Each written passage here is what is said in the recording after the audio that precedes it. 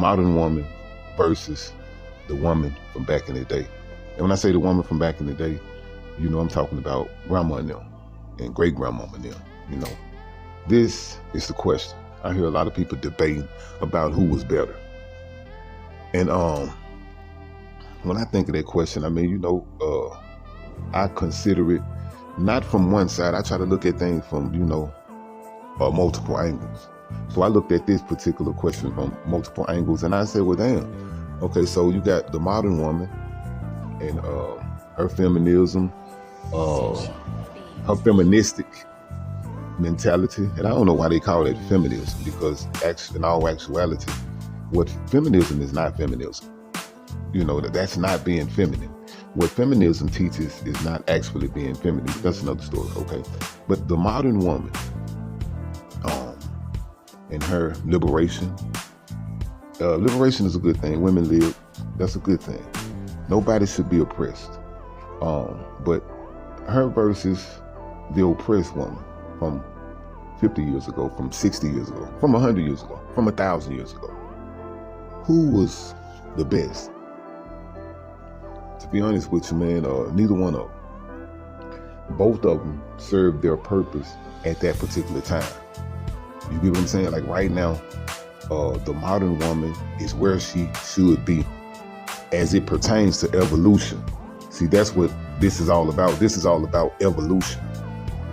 You see what I'm saying? Just as the dynamic between man and woman, the relationship dynamic, just like it has evolved over the years, right?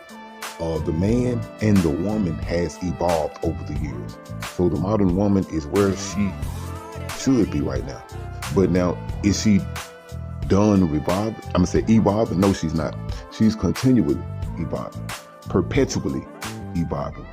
So just like the woman from the past served her purpose, the modern woman is serving her purpose right now. But then the modern woman is evolving into the woman of the future. You see, and the woman of the future will be a hybrid of the woman of the past and the woman of right now, the modern woman. You see what I'm saying? 50 years from now, 100 years from now, women will not be where they are right now mentally and spiritually. Women will have, I was going to say progress, but I'm just going to say evolve more. And just like mama and them and grandmama and them and great grandmama and them, just like they could cook, they would clean, and they were submissive to their men, but it was by force. A lot of it was by choice. Let me stop lying. But because the choice was this right here, that was the cultural norm for a woman to be submissive to a man. That's in most cultures, right? So that was the norm. So a woman is born into that culture, and she's expected to behave according to that culture. So the reason why I say it was somewhat by force is because the culture dictated her actions. So most women from back then, they were definitely submissive to their man. And now most modern women are like, nah, dude, you ain't talking about nothing. You can't tell me nothing. I make my own money.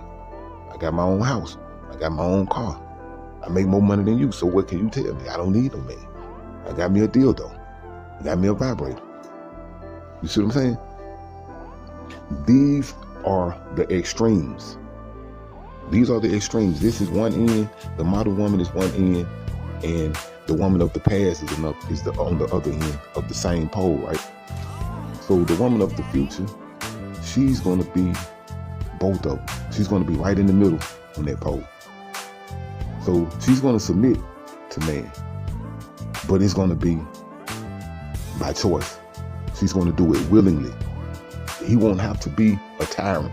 He won't have to be a gorilla pimp. She's going to do it willingly. But now that's the future woman, right? But now the man is evolving as well, because he's going to have to evolve into his truest manhood in order for the women to acknowledge that he's now living his purpose on earth, right? Once women acknowledge, once she sees that, Once she perceives that, she can say, well, now this is a guy that I can follow. This is a guy that I can yield to. This is a guy that I can submit to. And she's going to do it willingly. You see, it's just like when God made man and woman. It is said that he gave them free will. You see what I'm saying? He gave them free will. The other beings that he had created, he didn't give them free will. You got a job, do your job. He gave man free will. So that means, man, you got a choice. You can do the right thing, you can do the wrong thing, right? And so during this process of evolution, instead of woman being dominated, instead of her being oppressed by man, forced to do what man feels that she should do, you see, through this liberation process that they have gone through, you see, now they are running wild right now. The modern woman is running wild. She has been liberated. The yokes of oppression has been lifted from her neck. So she's running wild. And that is how it should be. When a person get out of prison, man, most people, when they get out of prison, they get buck wild. They get buck wild because they're not used to the freedom. A lot of, okay, so the modern woman's buck wild right now. She should be. She's been oppressed for thousands and thousands of years, if not more. So, with that being said, she's going to settle in to her true purpose.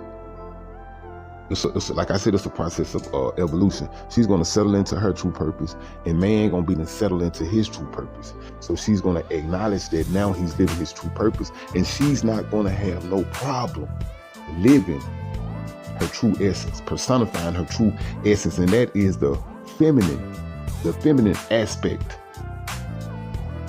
of nature.